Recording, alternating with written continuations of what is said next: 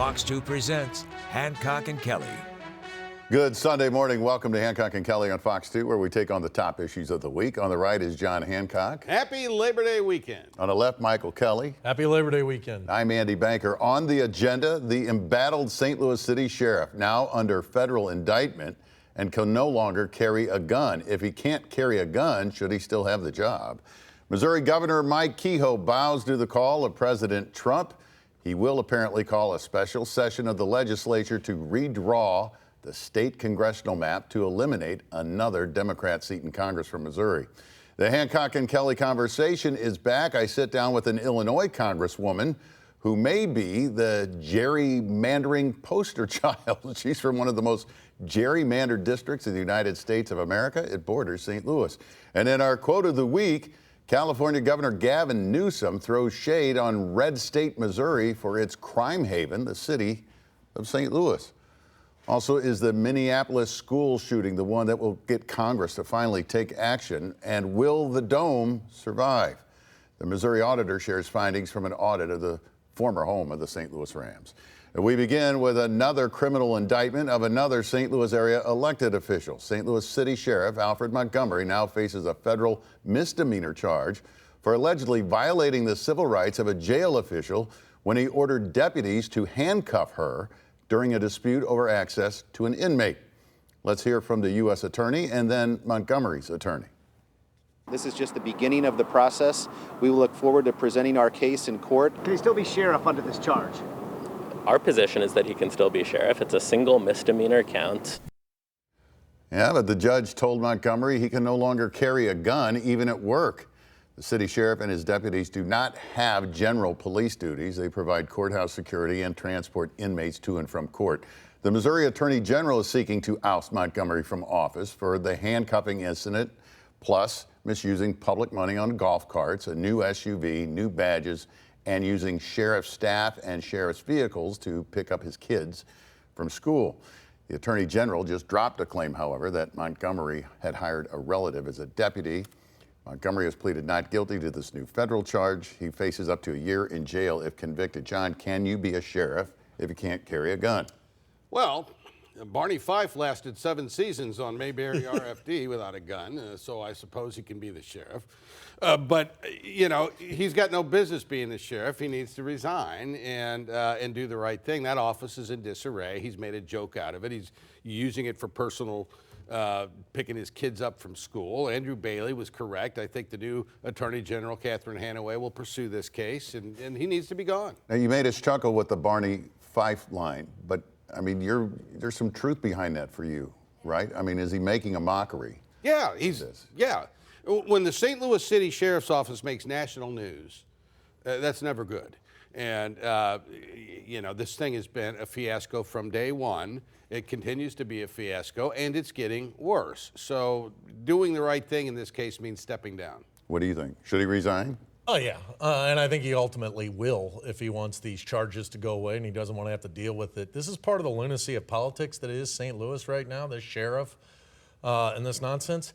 I defy anybody to explain to me why we even need a sheriff. I understand that constitutionally each county is required to have one, but the city of St. Louis has its own police department that could be handling this. Let's just make this whole thing go away. Well, the broader question there, of course, is we've got all of these county offices in the city of St. Louis, the recorder of deeds, the license collector. All of these are county offices. But the city is a county. The city is a county. But you talk about just the sheer amount of waste and cost of running these offices for a city of 200,000 people, 300,000 people. It's a bigger issue than just the sheriff. And it's a city that is a county, so there is a police department. It's not like there's other municipalities that would have jurisdiction here. Maybe this could be the impetus to getting rid of the sheriff altogether in the city. We could do a week of shows on the sheriff. On the city, county, you know, Ugh. duplication of powers and all of that. Well, signs point to Missouri being next after Texas to redraw its congressional map mid-decade to eliminate Democrat seats in Congress and appease President Trump. The legislature just approved this map 3 years ago, as is custom following the U.S. Census, which comes every 10 years. Republicans currently control 6 House seats in the U.S. Congress, with 2 for Democrats, 1 each in St. Louis and Kansas City. Republicans want to make it 7-1. by drawing longtime KC Democrat Congressman Emanuel Cleaver into a new Republican district.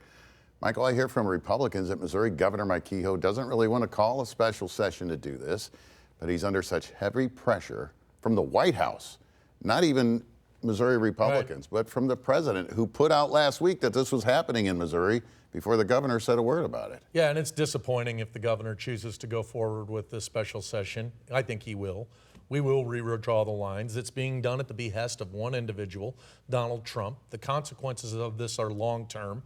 This map is not truly reflective of Missouri. Less than 4 years ago, the Republicans had the chance to draw this map, and the map they drew, now they want to redraw again for petty, ridiculous D.C. politics.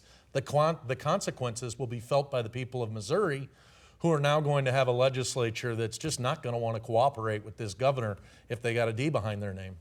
Is the governor just in a rock and a hard place? Can't he say no? Well, no, I think he's got to do this, and it's going to happen, and they're going to draw these lines. I don't like it. I do think... Why don't you like it? Because most of the states in this country today have the same party in control of the governor's office, the state house, and the state senate. Most of the states. That didn't used to be the case, but that's where we are. And so if you've got those three wheels combined, you can literally go out and redraw the congressional maps anytime you want. And just because it's Republicans doing it now doesn't mean that tomorrow it won't be the Democrats. California looks like they may redraw their lines now, but this isn't a 2026 issue. This is an issue into the 2030s and into the 2040s potentially. At some point, maybe Congress is going to have to codify that you only draw the maps every 10 years. That would solve the problem. But this is not a good way to do politics. And the unintended consequences, I keep harping on this, when you draw these districts, when you take the Cleaver district, which is a massive Democrat vote block, and you divide that up over 3 other districts, you're going to, by definition, weaken those other districts for Republican strength. Now, I think we hold them in 2026, but the long-term implications of that, who knows? Is it, if you're the governor, is it just that you're afraid to get primaried next election run? Or what's going to happen? What's he worried if he crosses He's got a Donald Trump on president this? that will sit and type and say the most vile things about him. And unfortunately, I don't understand it, but there seems to be 30 or 40% of these Republicans out there that will march and do anything for Donald Trump. And I think Mike Kehoe faces that reality. It's disappointing he's giving into it.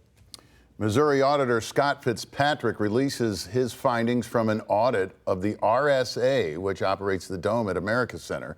The 30-year-old Dome was home to the St. Louis Rams for 20-plus seasons.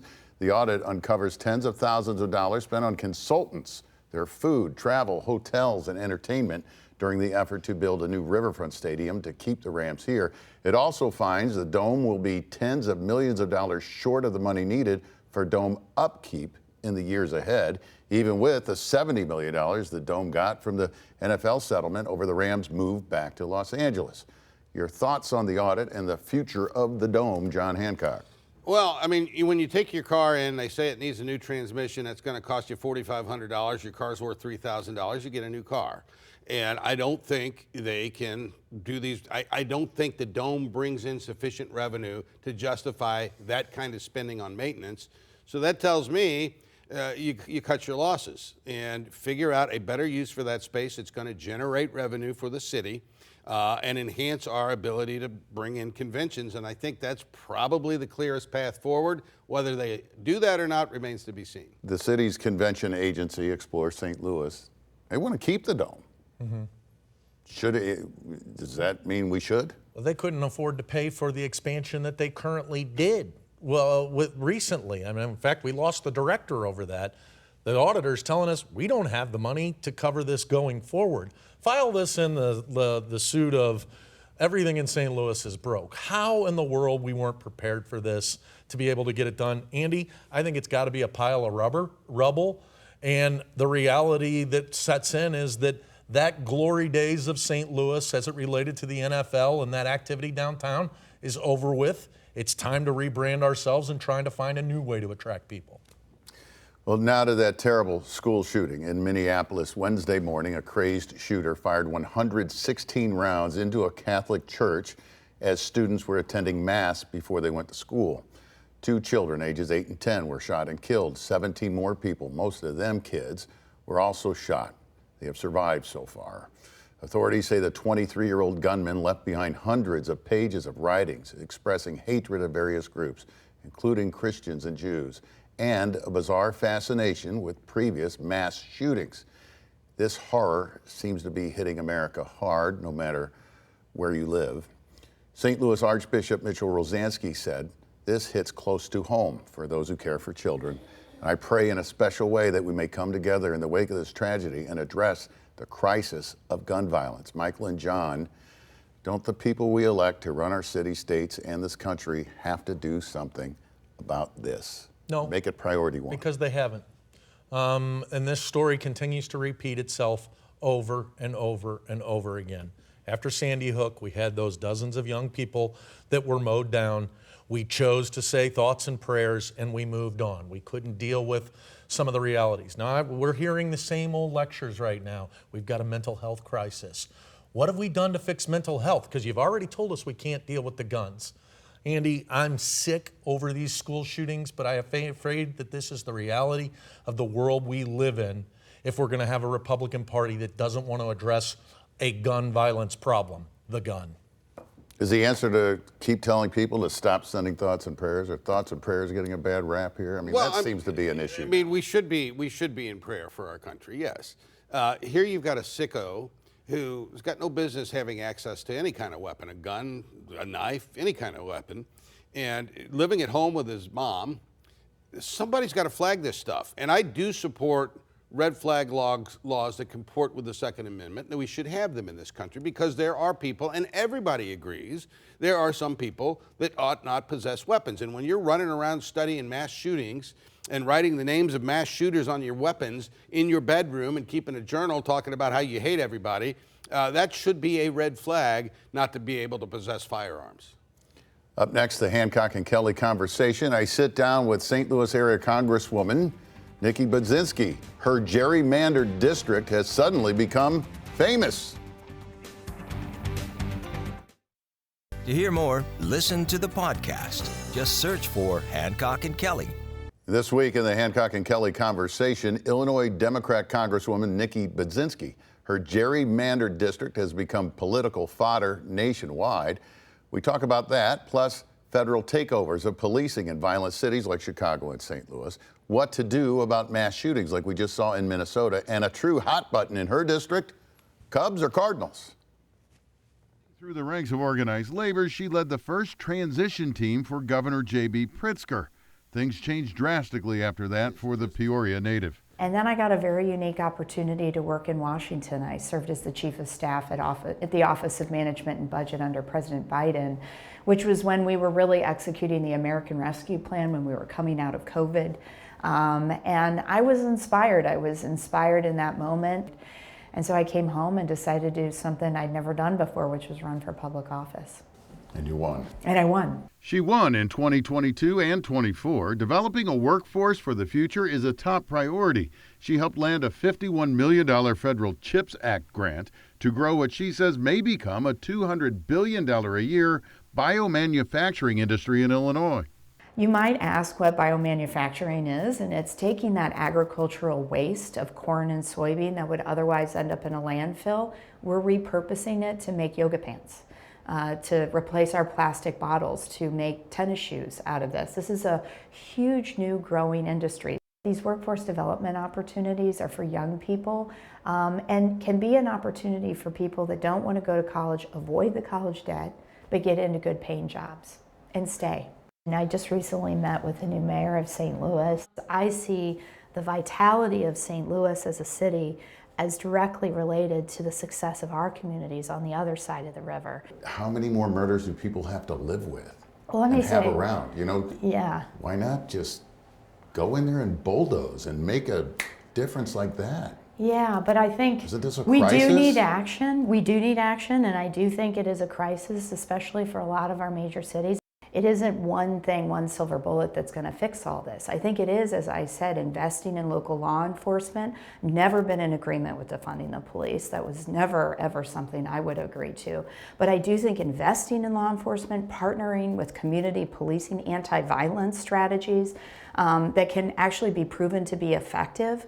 I would also argue that we have to make sure we're fully funding things like public schools. We have to be doing something about allowing weapons to get into the wrong hands. I support people legally being able to obtain weapons and exercise a Second Amendment right, but military-style weapons is just something that is not making any of our communities any safer. And we cannot divorce addressing our gun violence epidemic with, yes, addressing the weapons, but also addressing the need for access to health care and mental health services. And I go back to holding this administration accountable. When they cut $900 million out of Medicaid, you are going to see behavioral health clinics and behavioral health services be eliminated. I asked about her very gerrymandered district. She points out it was born of the customary process after a U.S. Census, not a mid-decade push from the White House. The president said his #1 issue when he got elected was to bring down costs. If you look at the price of beef right now in a grocery store, you'd know that the costs are not going down. He knows he's losing on the issues, so he wants to cheat and steal until he wins this election. And perhaps the #1 issue in southern or central Illinois. Cardinals. You beat me. You didn't even let me ask the question. Cubs or Cardinals? My uncle was named after Stan Musial, and I had two grandpas that were a very big Cardinal fan. My grandpa's from East St. Louis. I'm a Cardinal fan. Who's your hero? I don't know if you know Congressman Lane Evans up in the Quad Cities, but he was a Vietnam War veteran. Believed in working people, fighting for working people. He was a great leader in the House and someone that I certainly have a lot of respect for. Cardinal fan, John Hancock. Good for her. Is that all? Is that your only common ground, you think? Well, I'm looking forward to the signs entering Illinois, home of the soybean yoga pants. She calls it the Silicon Valley. I mean, there's a lot going on over there that people don't realize to sort of exploit this industry. Yeah, and she's also a union member. She's been focused on working people's issues the whole time. She does come from a very gerrymandered district that was done through normal customary processes. And I think she's an effective spokesman for the Democratic Party right now. Still ahead on Hancock and Kelley, our quote of the week, the California governor trolling Missouri and specifically St. Louis.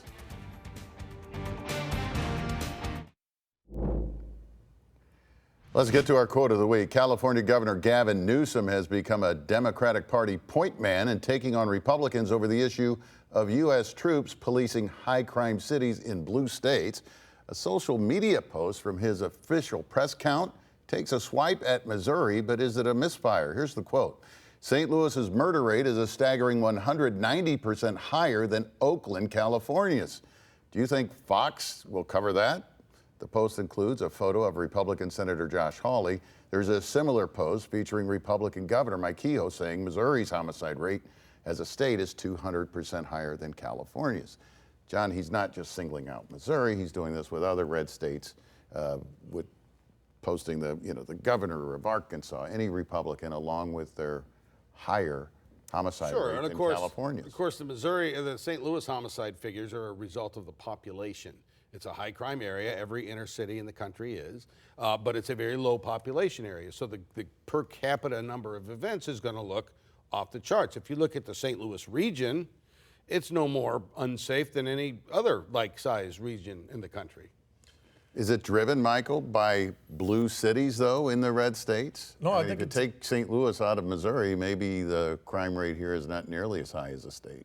Well, I think it's being driven by the president, who's out there trying to paint the image that the cities that Democrats run are these terrible cities, and that this only happens in blue states. We're in the reddest of red states. My party's virtually irrelevant in this state. And this president, wants to ignore the fact that maybe the National Guard would need to come to a red state to deal with some of these issues. The president doesn't want to fix the issue. He wants a talking point, and he's getting it right now. Well, the bigger issue is on what authority does the president of the United States have to arbitrarily send in Guard troops? Washington, D.C. is one thing. I think it's, whether you agree with it or not, he's able to do what he's doing in Washington, D.C. But he's talking about Chicago, he's talking about Baltimore, he's talking about other cities. And at some point, the courts are going to have to weigh in on this, because an unchecked executive branch is in nobody's best interest in this country. It happens to be the Republican now, but an unfettered executive branch is not good for our democracy. You like the trolling? I do, because I think it is jarring and makes people realize, why is the governor of California acting this way? Because we have a president that's been doing it for 8 years. You need to wake up. Final thoughts are next. First, a look from Drone Fox at Aquaport in Maryland Heights. Shuts down Tuesday. Summer's over.